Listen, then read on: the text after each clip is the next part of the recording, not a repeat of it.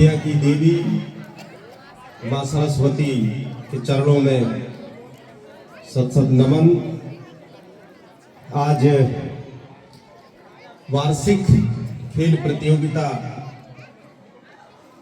इस प्रतियोगिता के अवसर पर उपस्थित हमारे मनेरी ग्राम पंचायत के सरपंच भाई नारायण धूमकेती जी, मंच में विराजमान हमारे वरिष्ठ सहयोगी आदरणीय साहू जी, भैया गंगाराम नामदेव जी, आदरणीय प्रभारी प्राचार्य जी, उपस्थित समस्त शिक्षकगण, छात्र छात्राओं,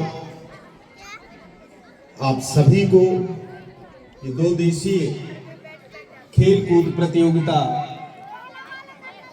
के शुभ अवसर के लिए आप सबको बहुत बहुत बधाई। और साथ ही सबसे पहले तो मैं आप सबसे क्षमा चाहता हूं, क्योंकि मुझे लगभग 12 बजे के आसपास आना था और मैं यहाँ 4:30 बजे पहुंचा हूं। मैं उसके लिए आप सभी से हाथ जोड़ के क्षमा चाहता हूं देरी के लिए।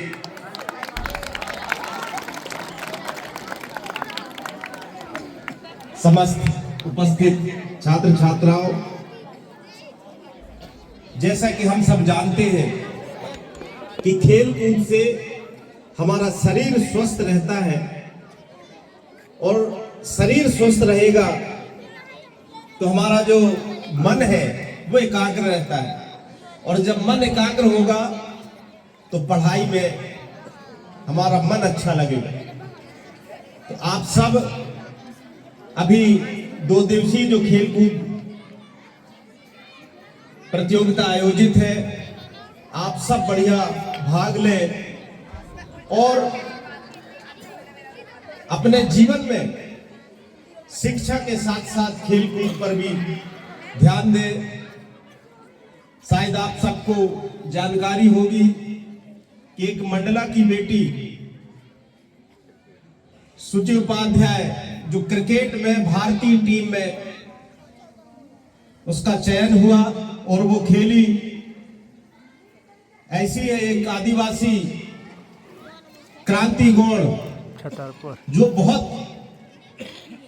कमियों के बाद अपने लक्ष्य को पाने के लिए उसने मेहनत की और आज राष्ट्रीय टीम में शामिल है।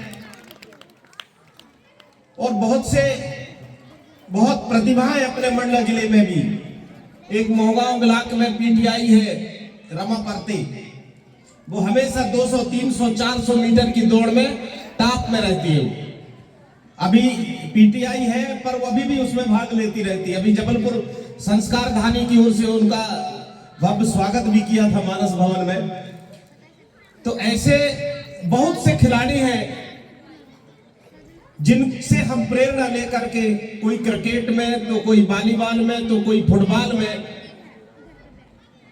अच्छा प्रदर्शन कर अपने जीवन को सफल बना सकते हैं।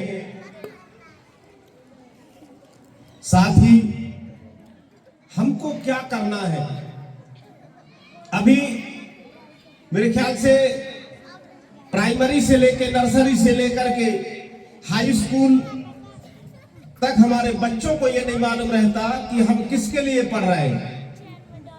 उनको यही लगता है कि चूंकि हर समय हमारे माँ बाप टोकते हैं हमको कि पढ़ाई करो, तो ऐसा लगता है कि हम तो सिर्फ मम्मी पापा के लिए पढ़ते हैं। पर मैं आप सबको बताना चाहता हूं कि आप लोग जब पढ़ लिख कर हमारे गुरुजी जैसे बैठे हैं या बड़े बड़े अधिकारी जब बनोगे तो वो किसके लिए होगा? आप लोगों के लिए होगा। तो आप सबको किसके लिए पढ़ना है? अपने लिए और पूरे हमारे समाज, मानव समाज के लिए पढ़ना है। क्योंकि हम अच्छे से पढ़ाई करके अपने जीवन को तो सफल बनाएंगे ही, हम अपने घर परिवार को, गांव को, पूरे क्षेत्र को अच्छा बनाने में हमारा योगदान हो, तब तो हमारे जीवन का सार है। तो निश्चित आप सब इस विद्यालय में, इस प्रांगण में जितने भी हमारे अध्ययनरत छात्र छात्राएं हैं, सभी हमारे गुरुजन जो होमवर्क देते हैं या जो भी पढ़ाते हैं उसको ध्यान से पढ़ करके अपने जीवन को सफल बनाना है। साथ ही स्कूल में जो हमारे गुरु जी कहते हैं उनकी बातों को मानना है, और साथ में घर में हमारे मम्मी पापा या जो भी बुजुर्ग हमसे कोई बात करते हैं या हमें कोई काम बताते हैं तो हमको उनकी बात भी मानना चाहिए। मानेंगे कि नहीं?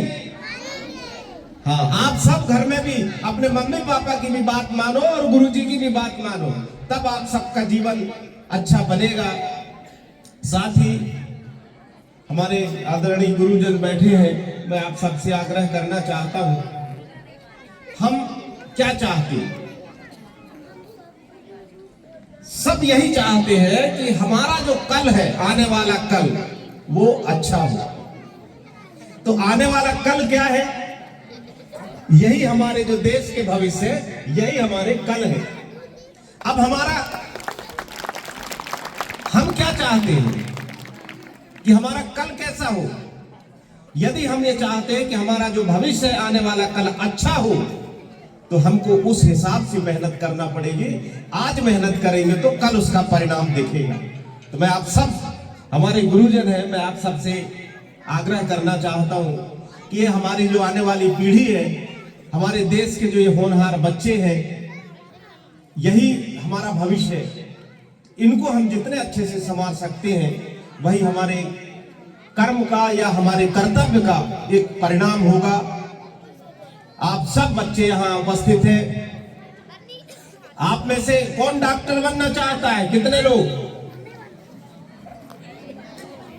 कितने लोग इंजीनियर बनना चाहते हैं? बताओ। डॉक्टर वाले नीचे कर लो।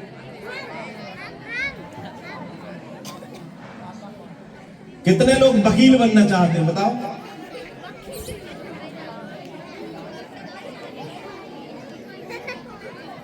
देखिए, मैं आप सबसे कहना चाहता हूं, यदि कुछ बनना है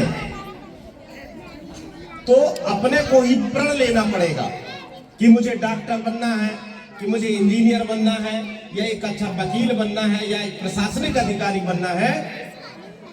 वो प्राइमरी स्तर से ही हमको तय करना पड़ेगा। तब कहीं जाके हम, जैसे हम कहें कि नहीं हमको हवा में उड़ना है, तो हवा में कैसे उड़ोगे? उसके लिए हमको प्रयास करना पड़ेगा। मैं अपनी बात बताऊं, मैं आपको सन 1999 में यही मनेरी स्कूल में मेरी नियुक्ति हुई थी शिक्षा कर्मी वर्ग 3 की। 1999 में तो मैं भी उस समय शिक्षक होता, ठीक है। लेकिन हुआ क्या कि जब मैं बहुत छोटा था, तो जब घर के अंदर मैं खाना खाता था और यदि ऊपर से जहाज निकले तो खाना खा के छोड़ के बाहर निकल के देखता था, वो पहुंच गया। कभी कभी एक साथ 2-2 जहाज जाते थे, तो उनमें से मैं कहता था ये मेरा है, तो आपस में कौन 2-4 हो गए तो लड़ाई हो जाती थी, ठीक है।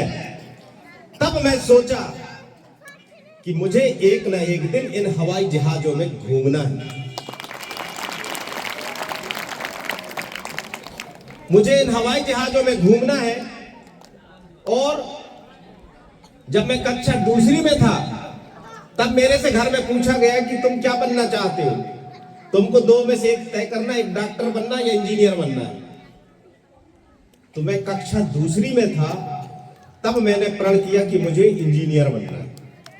और मैं कक्षा 2री से जो गणित इंग्लिश में विशेष वो करना था, मैं धीरे धीरे पढ़ते पढ़ते गणित लेके पढ़ा, फिर पीईटी परीक्षा होती थी, फिर मेरा उसमें सिलेक्शन हो गया। तो कहने का मतलब यह है कि बचपन से हमको अपना लक्ष्य तय करना पड़ेगा कि मुझे पाना क्या है। तो मैं गुरुजी इसलिए नहीं बना, ज्वाइन नहीं किया कि मुझे हवाई जहाज में यात्रा करना है। और आज जब मैं उन हवाई जहाज जो नीचे से देखता था, उनमें जब सफर करता हूं तो मैं सबसे पहले अपने माँ बाप को, मेरे गुरुजन को हृदय से और ईश्वर को धन्यवाद देता हूं कि चलिए जो मैं सोचता था वो आज मैं मुकाम में हूं। तो मैं जैसा कह रहा था कि यहां मेरी पोस्टिंग हुई थी, सारे अधिकारी कहते थे कि चलो ज्वाइन कर लो, भले स्कूल न जाना। तब मैं यही कहा था कि मैं दूसरों के बच्चों के भविष्य को बिगाड़ कर मैं कितना अपना भविष्य बना सकूंगा। और 9 महीने बाद वेटिंग में हमारे आरमो जी बैठे हैं, फिर हमारी जगह में इनकी पोस्टिंग करवाई।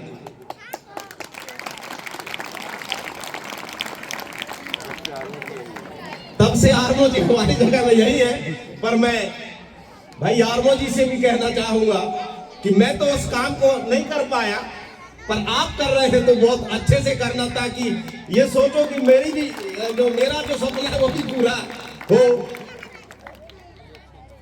तो निश्चित हम सबको अपना लक्ष्य तय करना पड़ेगा कि हमको क्या चाहिए, और उस हिसाब से कर्म और मेहनत करेंगे तब हम उस मुकाम तक पहुंचेंगे। हमारे समस्त बच्चे, किसी में कोई क्षमता कम नहीं है, बशर्ते हमको उस लाइन को पकड़ना पड़ेगा, तब हम अपने जीवन को अच्छा सफल बना पाएंगे। आप सब का भविष्य उज्जवल हो, आप सब बहुत ऊंचाइयों तक पहुंचे, और इस विद्यालय का, हमारे गुरुजनों का और अपने माँ बाप का नाम रोशन करें। इन्हीं शुभकामनाओं के साथ मैं अपने वाणी को विराम देता हूँ। जय हिंद, जय भारत।